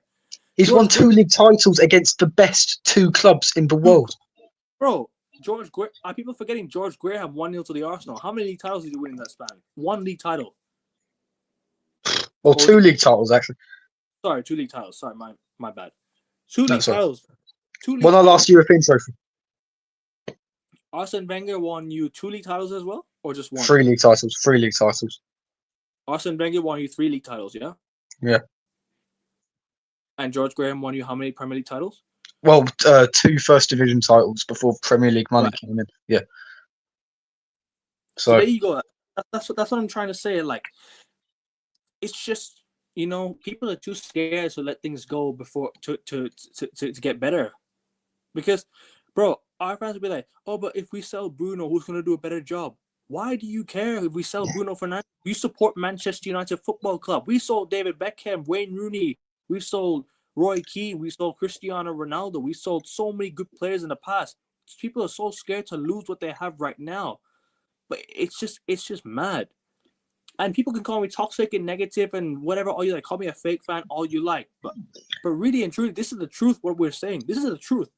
What we're saying right now is hands down the truth. Because all I want is for my club to win. And all you want is for your club to win. If you let Martin Odegaard go and get, for example, Florian Wirtz, and be like, oh, but we let Martin Odegaard go, we ain't going to win the title.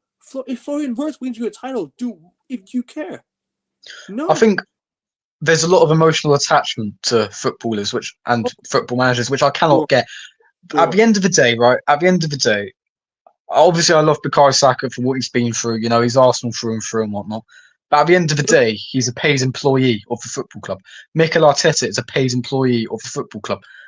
I've been sacked a few times in my jobs. Did anyone have a fucking Twitter campaign PRing me? No, they didn't. So why is it any different for these lot? I'm sure you've been through the same thing. What? Yeah. It's life. It's a job. Football's a job. The aim is to win. The aim is to do. You work for a business. The aim is to be the best you can be. Why isn't it the same in football for the majority of these clubs? 100%, bro. And at the end of the day, right? Like, if we, no matter who we sell, yeah, if it improves us and wins the league, I couldn't give a toss. I really couldn't give a toss. If we sell if we sell what you call if we sell Ahmad Diallo right now, we get someone worse off, but we win the league. I don't care. I just want to win the league. I don't care who we get. I don't care. I don't care who we sell. I don't care who. As long as we win the league, is what's the most important thing. Or as long as we win a major trophy like the Champions League or the Premier League, something of that ilk. If we win, if we're consistently winning these big trophies, I don't care who we sell or who we buy. Because at the end of the day, it's just about improving the team. Manchester United fans didn't care so much about Carlos Tevez leaving the club because we had Berbatov winning league titles with us. Although Tevez did leave to City, to be fair, yeah, that's a bad example. I'll go with another one. How about when we sold Andy Cole and we got Ruud van Nistelrooy or something like that? Something like that. Yes, summer of 2001. Yeah. Yeah. So we let Andy Cole go, and we got Ruud van Nistelrooy or something like that, and we were still winning league titles. We still won a league title with Ruud van Nistelrooy. Did our fans care? Probably not. Our fans would be like, "Good luck, Coley. Go wherever you want. Go and succeed." We still won a league title with Ruud van Nistelrooy. So my point is, don't be scared to get better, because right now you might have an emotional attachment to these players. Try and have an emotional attachment to winning. That's what I want the fans to do. Have an emotional attachment to winning, because that's what our fans were like before we started to fall off under David Moyes and previous managers. Our fans were at the point where we can't accept this. We were winning last year. We can't finish seventh. Before Sir Alex Ferguson left, Manchester United in the Premier League era had never finished below third. That is insane. That's why our fans were like, but now we're not gonna, we're getting worse. That's at the time our fans actually had standards back then, and it's about but now it's like, but who do you go and get? Who's gonna do better? Stop having an emotional attachment to these paid employees and start caring about winning, for fuck's sake. It's embarrassing, bro. It's literally embarrassing. And so I want to ask you this question again, yeah? But we have anything to say before that? Go ahead. But no, I'm just saying, like, obviously, I understand. Like, I've been emotionally attached to players before. I cried when Alexis Sanchez left, and I actually cried when Iwobi left because Arsenal posted the picture of him in the academy. But like, obviously, you can care about these players and whatnot. But the cold light of day is they are paid employees. Cold light of day, they're paid employees ready to do a job. And for both of our clubs, they aren't. Well, to be fair, they're doing you guys a job. At least you've won a few trophies. They're not doing the job for us. So why should we have any sort of vehement loyalty to them? Please wake up. Come on. No, I completely hear you, bro. I completely hear you. And if you had to go for an unrealistic manager, like if you had to go with someone like of your choice, right? Who would you go? Klopp? Well, I'll take Pep, obviously. Klopp? Would you take Klopp? Well, if I could choose anyone, it would be bloody Pep, wouldn't it? He's the best winner out there. Or Ancelotti, or I don't know about Klopp, because he's like Arteta. He was a bit too enthusiastic with second, if you know what I mean. Well, then again, he did deliver a Champions League, although it was against Spurs. So yeah, I'll take Klopp. Gotta beat what's in front of you. Yeah, exactly. So yeah, I completely hear you, bro. Anything left to say? Anything? Are you done? Arteta out. That's it. And Kroenke out as well, right? Without a shadow of a doubt. But at the end of the day, this is the thing. I mean, he's been gifted 700 million, and look at the scores. I mean, at the end of the day, it's not the Kroenkes who buy those sorts of players. So obviously, the standards start with the owners. Obviously, they've needed to leave for ages, but they're never going to leave unless we full on boycott the stadium. But that's never going to happen. Arsenal are simply too big in London. You know, it's just never going to happen. Our fans ain't like AC Milan fans, where they'll boycott the stadium and protest. Where some of them will be inside the ground protesting with the banner, because some of the fans actually control the club. So yeah, this is what I was going to say. And also, like nowadays, our owners are just conning us. Arteta's not good enough. He won the FA Cup with Una Emery's squad, and he's clear. And it's not even his treatment of Aubameyang has been terrible. By the way, when he went to see his mum, in the hospital and everything like that, and But he sticks with Thomas Partey. I'm sorry, scumbag of a man. At least one thing he's shown. If he wanted to get rid of a player, he wouldn't use him. That's the one thing. At least, okay, maybe he's shown a level of ruthlessness in that sense that if he wants to get rid of a player, he doesn't play them. At least he's shown that level of ruthlessness, right? But at the same time, the level of ruthlessness he's shown is to the players that won trophies for him. Aubameyang won you the FA Cup single-handedly with 4 goals in 2 games, semi-final and final. I love that guy. Love Aubameyang. I don't know. It's like I mentioned at the beginning of the stream. It's like 1984. Every other Arsenal fan I've interacted with has been brainwashed into thinking that Aubameyang was this problem child and we needed to get rid of him. We haven't fucking replaced him. We haven't replaced him. Do you know how utterly insane that is? Please. And as wild as it sounds, our fans were saying Ronaldo was the problem when Ronaldo was bagging us goals, and we have not replaced him ever since. This is mind you, this is the legend of our football club, and our fans were hating on him because he said the same thing that fans were saying, but they didn't like it because the paid employees said it. They were saying that Ronaldo, because the rumors that Ronaldo didn't want to be at United anymore. So you know what? They'll be like, "Oh, Ronaldo, you're no longer a legend. You're a snake because you said this about the manager." At the end of the day, the fans were Ten Hag out, and Ronaldo was proven right again. So Ronaldo, when I see you, cheers, my bro. Cheers. Fair enough. Cheers. Arteta, and yeah, I agree with you, bro. Arteta needs to go. Arteta needs to go. And you know why? And you know why I'm even more upset at Arteta? I needed you guys to win these 2 Premier League titles.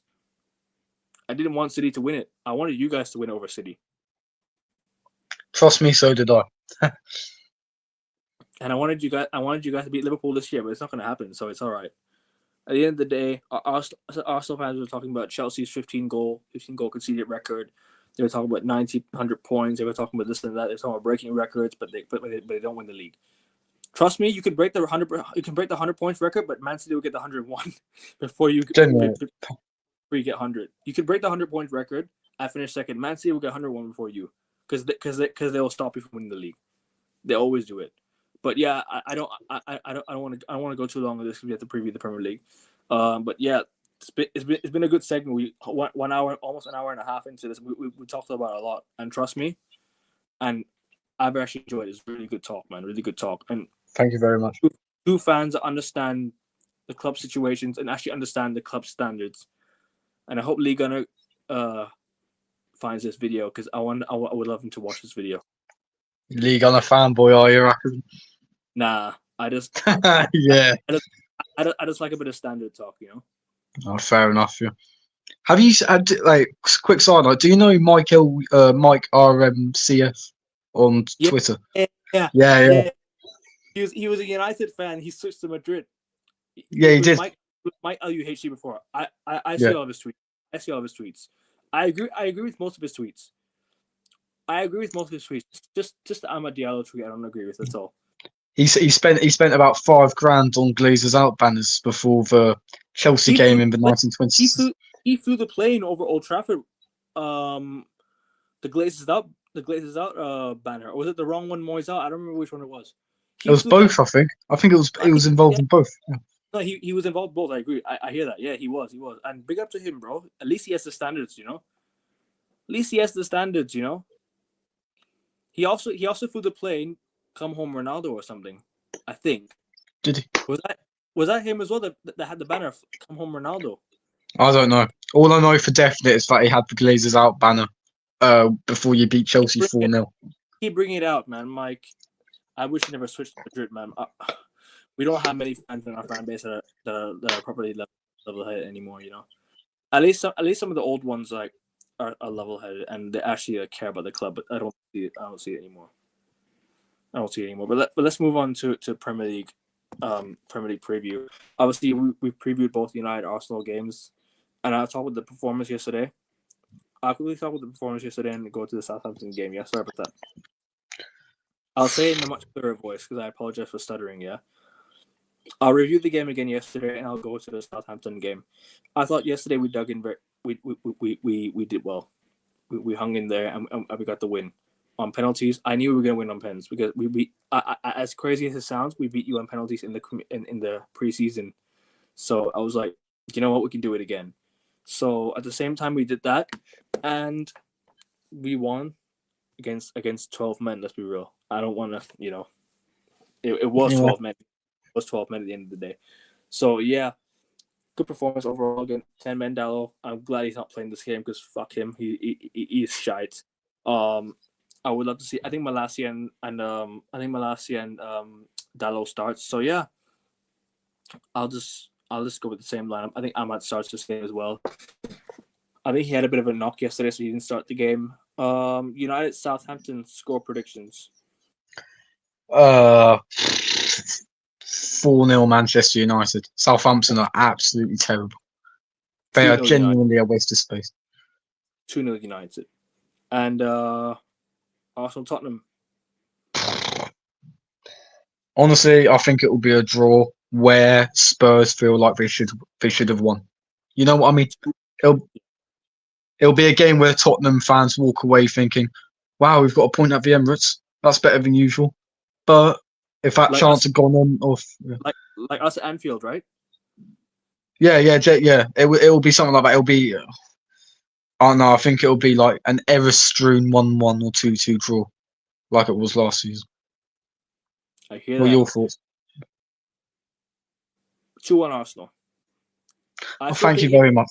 I still think even without a striker, you beat them at the Tottenham Hotspur Stadium earlier this year.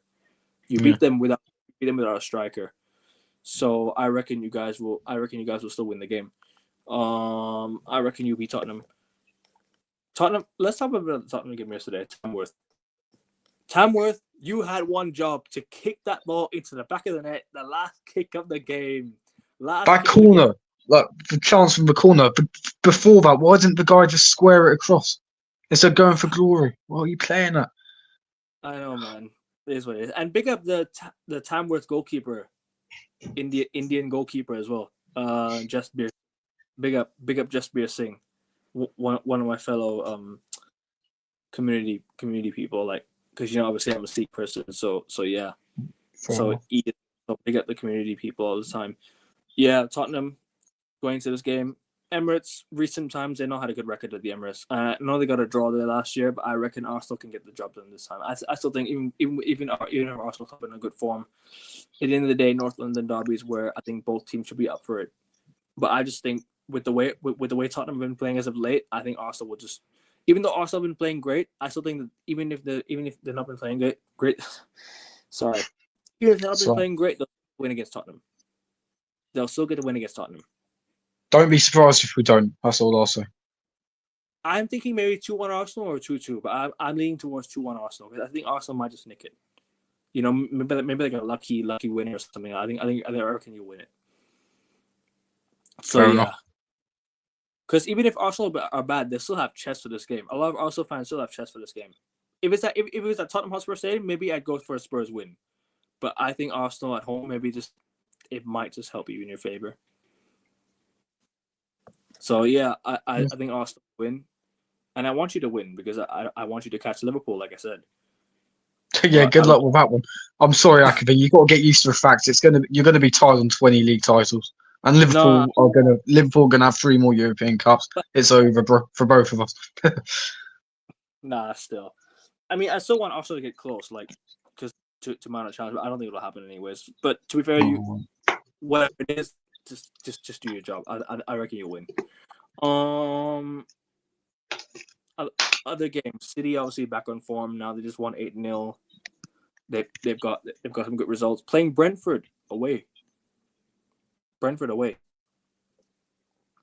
I reckon City will win this game. I think they're back. Yeah, I think they will go on a winning run now, like they usually do. I think Brentford have got a bit of an injury crisis at the minute themselves, so I reckon City will win this. When Wissa? Are they fit? I think they're okay. I think there's other areas in their squads where they're quite lacking. I know when we beat them on New Year's Day, Yeah. they had quite a few absentees from their squad, and they had to rest their players against Plymouth, which ended up losing in the FA Cup because of it. So I think Man City it'll be a comfortable 2-0 victory for them. Yeah, I was gonna say 2-0 as well, but I might just go 2-1 now because if Wissa's playing, I reckon, City's defense is still a bit like shaky. So and Suspect. especially with the way Leicester should have won against Man City, with the chances Leicester had, even though they lost, I reckon that they still should have won the game. I'm gonna go with the 2-0. I'll go with two. Actually, no, I'll go with 2-1 Man City. Why not? Chelsea Bournemouth. This is a tough game. That's a good game. That's a good game. Chelsea are in poor form, aren't they? Yeah, they've not been in good form lately, but they got a draw against Palace. Should have won the game. Chelsea have chances to win the game, but they don't win. They don't take them. And as of late, I reckon it's just been tough for Chelsea. But you know what? I think they'll bounce back. I think this is the game where I think they bounce back. Maybe they might just scrape it though. I think they might scrape it 2-0, 2-1 Chelsea, or maybe even a 2-2 draw. I don't know. I'm thinking 2-0, 2. I think Chelsea will score 2 goals. I reckon if both teams are gonna win this game, I think they'll score 2 goals only. So I reckon it'll be 2. Fuck. I don't know what to say. You go ahead first. I can't really say it. 1-1. Bournemouth 2-1 are brilliant. Bournemouth have been brilliant this season. Chelsea are looking shaky. I think that 2-1 seems to be the 2-1 Chelsea. West Ham Fulham. West Ham. Graham West Ham are Potter's first terrible Premier as League. well. Graham Potter's first Premier League game in charge. Fulham, good team this year, decent team this year. 1-1. 2-2. Free flowing, brilliant football. Should be televised, but I think it's at 3 o'clock. This might be the game. This might be the game of the week. Forest Liverpool. Forest, please. Oh Christ. No, my heart tells me one thing and my head tells me the other. My heart thinks Nottingham Forest can snatch a point or even snatch a victory, but my head is saying Liverpool will eventually have enough quality to overtake them. Liverpool, they haven't looked great this year. Nottingham Forest are in a brilliant vein of form. They knocked out Luton in the FA Cup. 2-2.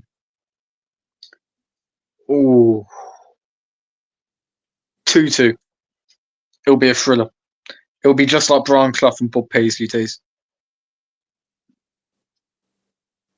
2-1. Nottingham Forest. Good lads. Good lads. So you're lagging a tiny bit.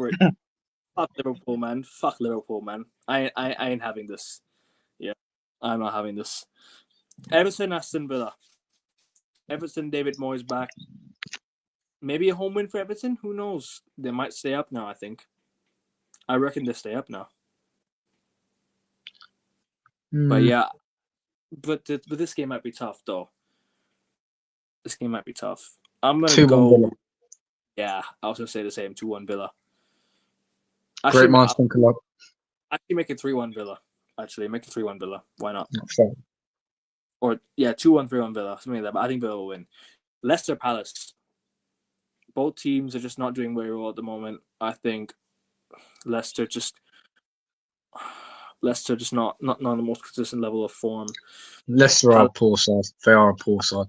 I hope Palace get relegated, man. I'm sick of Palace. I'm actually sick of Crystal Palace. I actually don't like them. I want them to get relegated. Like going to Selhurst Park is one of the most dull places to go to in like a football match. It's really Selhurst Park under the lights. Well, it's never a fun one. I like some of the Palace chants, like the that one. You know what I mean? Like that. That, I like it, but it's not. I don't know. Palace last season when they had Glasner came in, right? They had Elise, they had Eze, Joachim Anderson. All the hype around Palace. They're gonna do this, they're gonna do that. Palace can be good. Beat Liverpool at Anfield. Beat Villa 5-0. And guess what? They end up selling Elise and Anderson. Also, all the hype around these little clubs is just insane, man. So yeah, Palace. Yeah, I'm gonna go with the Leicester 2-1 win. I think. Is this at It's at King Power. King Power? I'll go with Leicester. Leicester need to win this game, by the way. They're on 14 points, but if they win, they might just go above the relegation zone. And Palace are on 21 points. So I reckon that if they win this game, there's a chance. 2-1 Palace. 2-1 Leicester. I want Leicester to win. I want Leicester to stay because obviously two things: the Thai owners and Ruud van Nistelrooy. I'm their Thai owners as well. Yeah, Thai owners. Yeah, I mentioned that as well. Owners. Yeah. Fair enough. Apologies. Gotta support my fellow countrymen as well. Because my uncle is friends with the daughter of the owners. Get the connections in. I'll show you one thing. One minute. You continue talking, bro. I see. I show you guys something. Yeah. Hold on. Continue talking. Well, what else is there to say? I was gonna show you guys something. Okay. Well, in summary, Liverpool are winning the league. Liverpool winning the league, Man City winning the FA Cup, Liverpool winning the Carabao Cup. Real Madrid will probably win the Champions League. I don't see any other team in Europe really challenging them when the going gets tough. Arsenal, another season trophyless. Spurs, another season trophyless. I reckon Barcelona will win La Liga. I mentioned these things before in the stream, but it's good to relay them during these times of need. Not much else to say, really.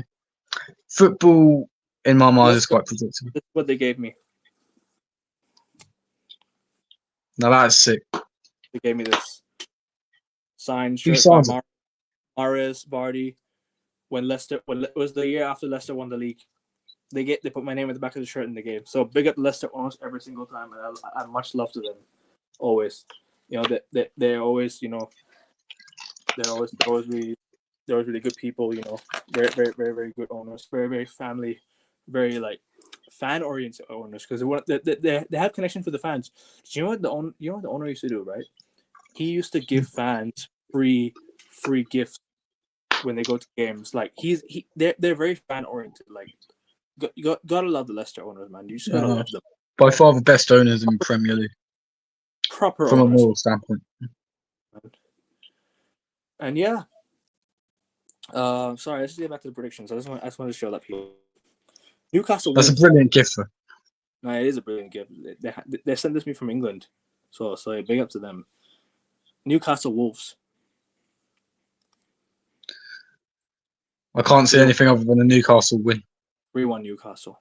I think Cunha will score, but I reckon Newcastle does too. But Isak double, and do you know what? I'll give one.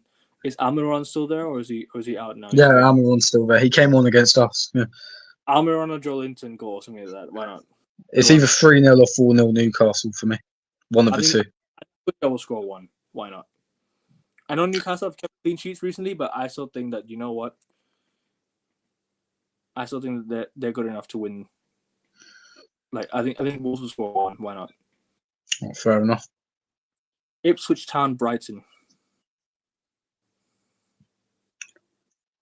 Oh, 4-0 Ipswich. Do you remember when Luton beat Brighton 4-0 last season? I reckon it'll be a similar story here. It'll be crazy. Brighton just don't defend at all. Ipswich super clinical. Brighton will have about 70% possession. Fair enough.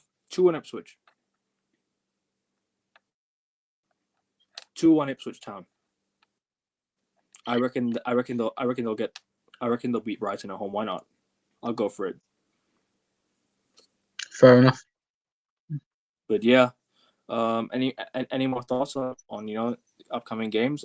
Any more what's your overall feeling going into this week? Well, from an Arsenal perspective or from a Premier League perspective? Both, I guess. From an Arsenal perspective, Spurs and Villa at home needs to be 6 points. Probably won't be 6 points, in all honesty, considering. Yeah, it'll probably be 2. From a Premier League perspective, listen, we need Nottingham Forest to get something. if we want this title race to be somewhat interesting. Yeah. So, and we need Ipswich and Leicester and Southampton to show up if we want the relegation battles to be somewhat worthwhile as well. We're gonna play Leicester City 4 times this year, by the way, mind you. 4 times this year. Why is that? We're playing them in the FA Cup, Oh, Premier League, 3 times at Old Trafford, 1 time at the King Power. lucky you. Well, I love Leicester, but United, destroy him. Don't care. Fair enough. Big up Leicester. I was funny that I was at the Leicester title parade in Thailand. I was at the title parade in Thailand. When they came to Thailand, Auguste was there with me, right? We were at the bus parade. We were just below the bus. And I'll show you this, yeah.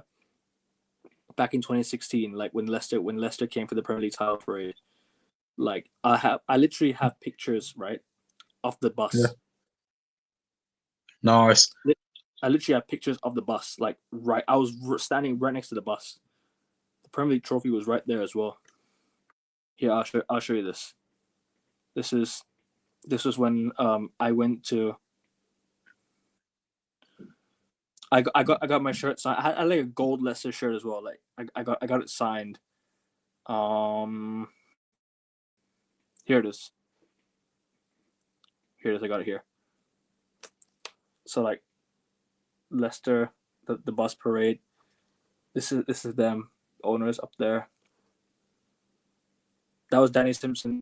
Look, he actually met Danny Simpson as well. I think twice. I met him in Thailand for the United one. I met him for the I met him in Thailand for the United Legends. He came for the Legends game against Liverpool recently. It wasn't televised in the UK. It was organized by Thai people. So yeah. Yeah, fair enough. It's been good, man. It's been good, and hopefully, this week, let's see. Strong affiliations with Leicester. Sorry. Strong affiliations with Leicester. Do you think they're the second club? My second club? Yeah. No, they're not my second club. Real Madrid. Fair enough, mate. Win as many trophies as you want. Go ahead. Do you know what it is? Real Madrid. It's more like a connection with United and Real Madrid. It's both teams, like they have the connection, strong connection. It's not like they don't hate each other. I don't think Real Madrid and United hate each other. It's more like a friendship sort of thing. It's like because Real Madrid helped United in the 1968 Munich air disaster. Sorry, 58. Excuse me. I meant 58 and 68. I think we had one of their players in the I think we had one of their players in the 68 European Cup win as well. So yeah, big up Real Madrid. Always much love, and they had Ronaldo as well. So yeah, I can only like Real Madrid. Beckham as well. Di Maria. But I don't like Di Maria. Fair enough. We did, but the thing is, when how do you call it? I don't support Madrid, but if I had to pick a team that I like respect a lot, like or have any strong affiliation to after United, it's gotta be Madrid. Fair enough. And probably Milan as well. Because Milan thing is with Milan, I respect. You know what it is? It's about history. Football history. Like one thing I really like about football is the history of it. It's a beautiful game. So you gotta put the history to the context as well. So yeah. So sorry. Continue what you were saying before that, bro. All that. What was I saying? No, I asked you if Leicester were your second team, but evidently not. So fair enough. Nah, not my second team. No. They're not my second team. Fair enough. Are they all the Premier League games this weekend? Or are we missing one? No. There are Premier League games this weekend, but it's not happening yet. I mean in midweek. My bad. In midweek,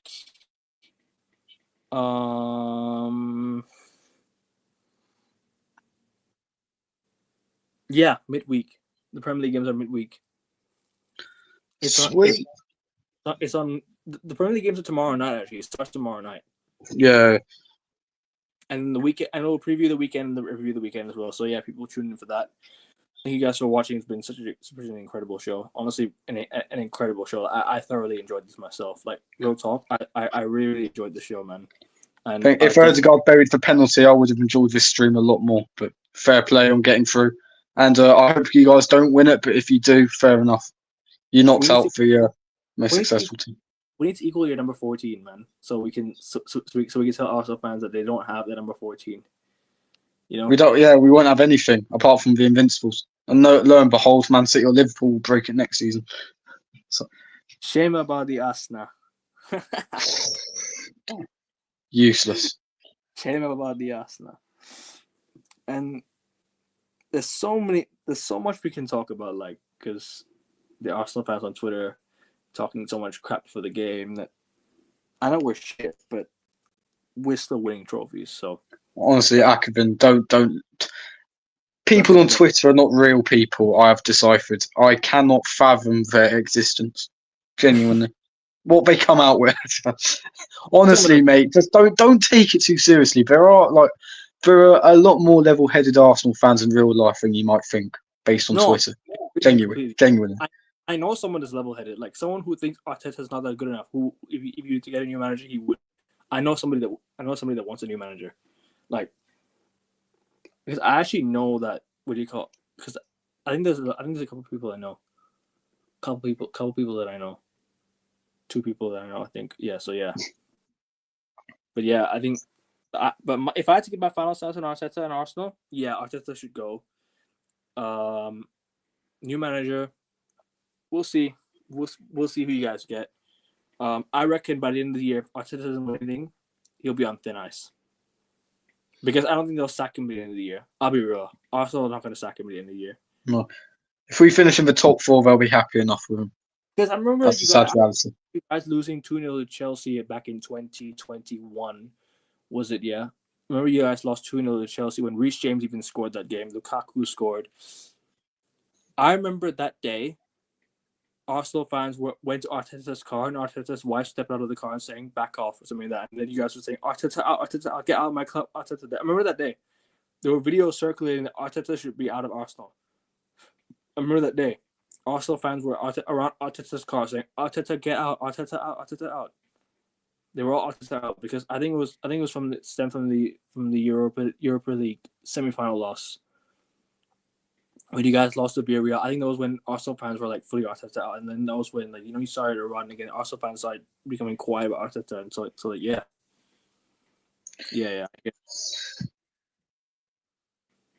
So yeah. Nothing else to say. So yes.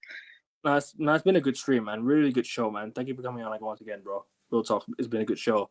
People, if you enjoyed this, make sure you guys like, subscribe, because you won't get toxic positive stuff here. You'll have honest and truthful opinions about our clubs and streams here and there. So yeah, make sure you tune in. More football streams, more tennis, NFL, NBA. NBA's tomorrow, so make sure you guys tune in for that. And all in all, show us some love in the chat. Keep it respectful as always.